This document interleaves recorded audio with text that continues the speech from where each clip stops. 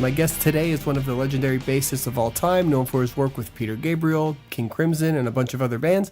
I'm pleased to welcome Mr. Tony Levin. Hello. Hi there. Yeah. Nice to get to speak with you, man. Big, obviously Thank big you. musical fan of yours, and seen you play a bunch of times with different things. Even on this last Prog cruise, which was pretty cool. How'd you like that? Oh, yeah, they're one of our favorite gigs. I don't know. Well, I know why. It's just because they're intense fans and they're all together in one place. Had you done that before, Yeah. the cruise thing? That was, I think, the third one we did. Or was it the second? Maybe it was the second. Yeah, you lose track. You lose track. All right. So, a lot to cover here, man. You've been really busy. This is as busy a time in your career as ever been, it seems like. How do you keep it all straight? It's not hard, but I'm very lucky to be that busy at my age and having been with a lot of groups that are no longer touring. But fortunately, King Crimson is very active now, and that's wonderful. And a band that I have more control over is Stickmen, and we try to fill in the gaps because both Pat Mastelotto and I tour with King Crimson, and then we have a break. Crimson takes a break, and we go out with Stickmen, which is very satisfying in a very different way than King Crimson. Right. And then the third band I do is with my brother, a jazz band, Levin Brothers. And we can't tour as much because there's not many gaps left, but when we can, we like to tour. I'm lucky. Playing live is deeply satisfying for me and all the guys who do it. Right. And I'm grateful to have the chance to do it. Yeah, that's great. How was the tour with your brother? That just happened earlier this year, I guess. Is that over now? Yeah, we toured South America and a little bit on the East Coast. Really great. Really great. Jazz is a whole different thing. Right. And one-nighters is one-nighters. It can be tiring sometimes. There's elements of it that are difficult, but it's worth it. And it was my first time in Bolivia. So that's unusual. Most of the places I've been doing it so long that I've been to most of the places I tour. Yeah.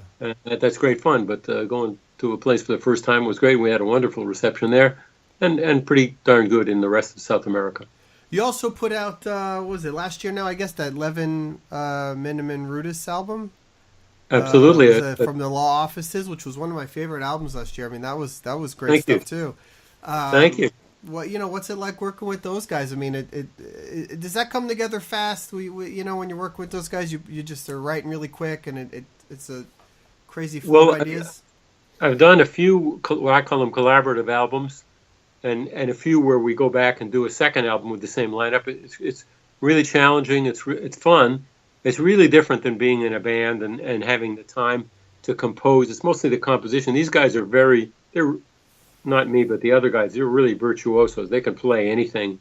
They don't need to practice or anything like that to play something right. So it's a matter of how do we write the material that's the challenge. It's the right material that makes it worth putting that album out. Because we can get together and jam, and that's okay. And with some bands, that's fine. That's enough. But usually it cries for compositions, and that's not so simple. It means trading files. We don't live in the same place and all of that. So they're each different. In the case of Marco Miniman and Jordan Rudess, I'm in awe of their technique and how quickly they can pick things up. Frankly, I'm pretty fast at that stuff too, but not in the league of those guys. Yeah. So it was challenging in a way.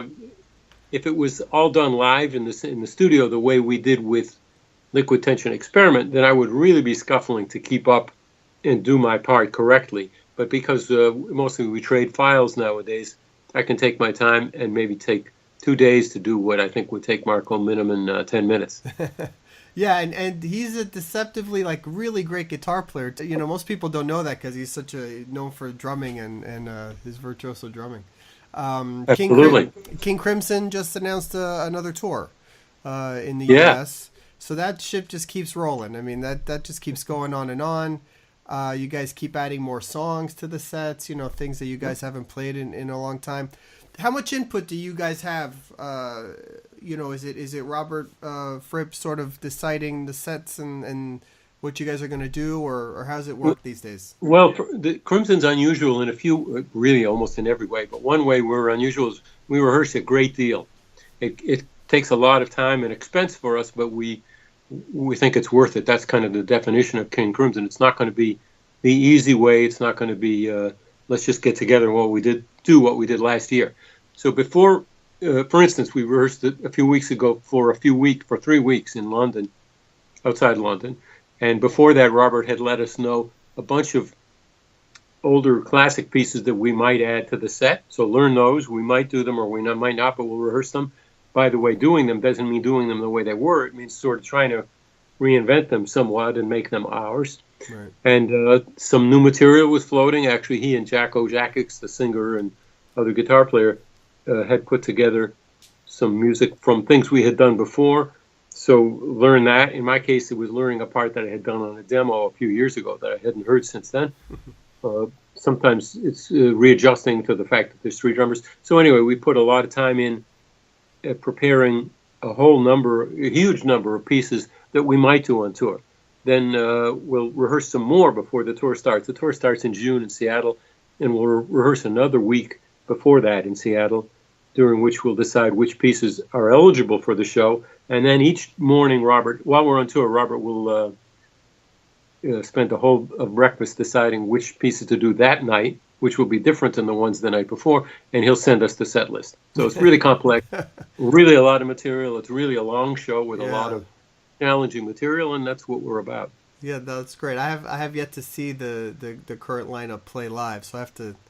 I'm down in Florida, so you guys haven't been down here, so but always problematic to get there. Sometimes you get there, but as you probably know, it's a wonderful place and wonderful audience.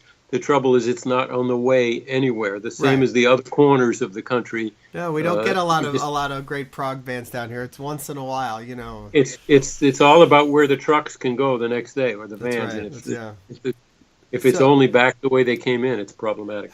How does the three drummer thing get put together? Is it do three drummers go off on their own and work out their own arrangements, or it's with the band? Very much they do that, and they do that for more weeks of rehearsing before we get together. For our 2 weeks, they'll have done a week or two. Robert's only instruction a few years ago when he formed this incarnation, his only instruction to the drummers was to reinvent rock drumming. That was his instruction. He left, exactly. He left the rest to them, which is a little bit indicative of the way Robert directs the band by having a concept, but also he's wise in that he gets the players that he feels can do what he wants to happen without him really determining what happens. So the three drummers have been getting together a lot, and they've developed, I don't know how to put it, as a bass player, I'm particularly sensitive to what it is they do, because it really involves what I do. And they've developed a whole bunch of techniques and different mechanisms for how to divide up the part. What they never do is all bash the same part. So it's not like just three drummers bashing away and it's three times as loud. It's never like that. It's always divided up and in many different ways, very complex. And the reason we put them at the front of the stage in the live show is the three drummers, and the other five of us are behind them on a riser, is it's fascinating to watch for the audience as well as for us. It's really, just amazing. Really different, yeah. Yeah, especially when you add in that it's not usually in 4/4. It's usually in some unusual time signatures, sometimes not the same time signatures for the whole band, cross time signatures and things like that. So it's quite complex, but in a way it's like a circus act with really good jugglers, and you see them doing it. And for me as a bass player, one of the surprises in the band was it wasn't awfully difficult to play with them. I didn't have to find a way to deal with three drummers pounding a part. It's actually pretty discreet, and I was able to find a sound and a way to play with it that, in fact, I'm playing a little busier than I used to in the other incarnation, although I put less low end on my bass. Any talk about an album ever being recorded by this lineup? Because I know you get asked that question probably all the time. Well, if you mean studio album, yeah, no talk about it, and it's I can't predict the future with Crimson, nor can anyone else, but it's unlikely we'll do that. The reason is because we keep putting out live albums, and with all the rehearsing and all the preparation for the shows and meticulous attention to the way we record the show and the sound of the show, the quad sound that we have in the theater, it's very easy for us to make a live album that really has the elements that a studio album would have. But it's not an album of entirely new material. Right. Every tour there is new material, and so since we keep doing that, it's likely that we will keep doing that and not take the other approach of stop what we're doing for a year, write material, and then go in the studio for a few months. It's unlikely we will do that. And let me add that I think they just released a maybe an EP with, and it's called Heroes, because we've added David Bowie's Heroes, which notoriously Robert Fripp played a very distinctive guitar part on, and I think it's the version we did in Berlin, which was a hoot to do Heroes in Berlin, with a few others of the live pieces. So Crimson has a new EP out, and we'll continue to do that. Always stuff to pick up. That's the point here. Yeah. No, that's exactly. cool. Very cool. So touching on Stickman for a second too, which I did get to see you guys on the last cruise. How's that change for you now? You're sort of, you do play some Crimson stuff with them, but now instead of this massive 3-drummer, crazy lineup, it's 3 of you guys. So how do you evolve the songs into making that work? Well, one of the interesting things for me about Stickman is that, and for Pat Mastelotto, is we do some of the same pieces we do in Crimson, but we do them entirely differently. For me, I have to cover one of the guitar parts, for instance, which in King Crimson I certainly don't. So it's a challenge. Mostly that's possible because Marcus Reuter, the other touch guitar player, there's only 3 of us, Marcus, myself, and Pat Mastelotto. Marcus can cover so much ground. He can do the Robert Fripp parts, and in sometimes cases he'll do the Robert Fripp parts and some other parts, and I just can cover the bass thing.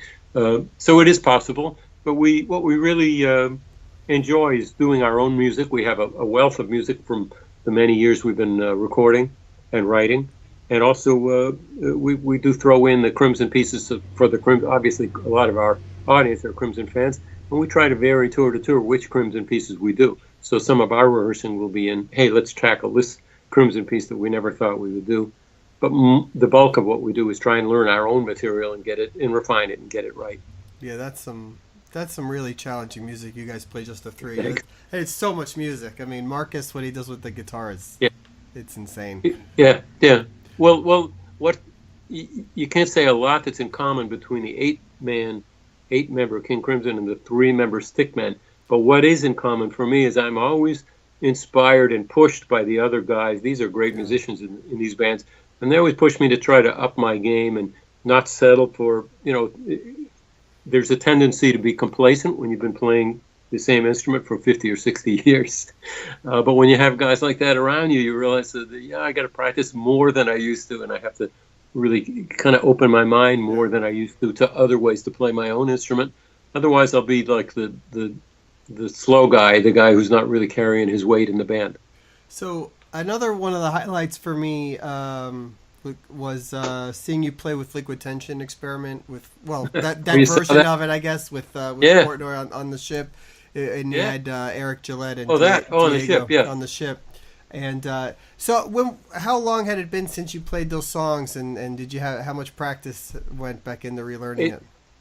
It had been a long time since I played them. I really only played them for that one tour that Liquid Tension Experiment did, for a 7-day tour we did 10 years after the album. Right. And I had a hell of a time learning those pieces for that tour. I practiced this 6 months for that 1-week tour, and I was on tour with Peter Gabriel and maybe Stickman, but I was on tour, but I spent all my time in the hotel room practicing because it's technically very difficult stuff. So when Mike called me or wrote me a few months before before the cruise, and said he'd like to do that, and I said, how in the world can you do it? And amazingly, he had guys who could cover the other parts, the keyboard part, the guitar part. That's staggering to me. Yeah. So I had to go back and practice them again. Of course, it was easier the second time because I had learned them once, but technically really challenging. And then we didn't have really any time to rehearse. What we did was we got together in Mike's stateroom on the cruise and kind of talked through the stuff. And I didn't have an amp, but I brought my stick and was kind of plunking notes that I couldn't hear. But that was the only run through. So it was remarkably good performance considering how little preparation time we had had. No, it really, really was. What do you remember about, if you can, think back to those sessions and working on those 2 albums? What do you remember about forming that group and deciding to play in it and how the writing process was? It was unusual for me. For the first album, we did 2 albums. Right. In the first one, I didn't know the guys at all, and I was quickly stunned. They're really virtuosos, technical virtuosos, all 3 of them, and I went from, usually I'm the fast guy at learning things and writing things and absorbing things in a band. I went from that to being clearly the slow guy, the guy who can't keep up. And because, especially that first album, we were writing it and then recording it right the same day and all that, I really fell behind quite a bit. I had to overdub a lot and fix my parts, which was a little bit of a drag on the speed that we were moving. But the guys hung in with me. They very graciously let me be the slow guy, let me keep up. And I was very impressed. Playing it live would have been out of the question for me that year. When we did the second album, the big difference, I knew what was coming. Right. And I focused on the stick more. I can play it faster on the stick than on the bass. And so I went in knowing I'm going to play more on the stick. And it was a little easier for me. They're great guys, really inspiring. And amazingly, when we toured that 1 week, what all those as good as they are, those three guys are practicing all day. When we're not traveling, they get to the venue and they start practicing. And I wouldn't have guessed that someone at their level of playing needs to practice a lot. So again, as I've mentioned before, it was a clear message to me that I better up my game and practice more than I've been. That's great. Being as busy as you are with everything you're doing, how often do you get a break, and do you enjoy getting a break? Do you, or do you find that to be a burden? I'm on a break now. I'm speaking to you from my home studio, and I have a few projects and a little practicing to do to get ready for the June tour. But this is a little unusual for me. I've had the whole month of May off, and I love it. I love being home. I have a wonderful family. My wife and my 3 dogs are here, and they're glad to see me still after all these years. So it's a lot has been said about road life. It's wonderful and it's challenging and it's difficult and it's very hard on your home life. Less so at my age when I had a child growing up. It was really hard, really a stress. A little easier now, and physically it can be challenging being on the road, just traveling every day. Crimson travels in an easy way. That's not hard for me. Stickmen, we do one-nighters. Levin Brothers, we do one-nighters, and that can be tough. But it's great being home. I have no plan to. Frankly, musicians like me, we don't really plan out the year. Hey, I'll do this, I'll do this. Work comes in, a tour comes in, you do it, and the times often. When you're in more than one band, you can't coordinate the tour. So it's like this tour and then this tour, especially with Peter Gabriel. I love doing his tours, but he doesn't book very far in advance. So the years that I'm extremely busy are when the tours happen to slot in one after the other, and I can do them and hardly have any time at home. And it's mixed feelings. I miss the time at home, but I'm also grateful. Wow, I could do the Peter Gabriel tour. And sometimes I have to turn down some tours, and then I have more time at home. Yeah. So we musicians are not so much in control of that, but in my book, I'm a lucky guy. If I'm getting to play really good music with really good musicians, I'm a lucky guy. I'm happy. That's great. Any Peter Gabriel news you can share? You know what's going on there? I know we're not touring this year. That's about all I know. I haven't talked to him in quite a while. I had thought we would tour this year to repeat the Sting Peter Gabriel tour, which is a wonderful show. I thought we would do it in Europe, but I was wrong. Also didn't come down to Florida, Sting and Peter Gabriel. We got to make that happen. Listen, Tony, thank you so much, man. I know you're busy. I'll let you go. This was a treat, and thank you. Definitely try and see you at some show in the future. Something will come up, I'm sure. I hope so, and give me a shout beforehand and let me know if you're going to be there. Thanks for your time and the intelligence of your questions. I appreciate it. Thank you, man. Absolutely. We'll talk to you soon. Thanks. Take care. Bye. Thanks to Tony for the interview. You can catch King Crimson on tour this summer. Pick up their new EP, Heroes. For upcoming news and interviews, please check theprogreport.com. Follow us on Facebook, @The Prog Report on Twitter, or download the podcast on iTunes. Thanks.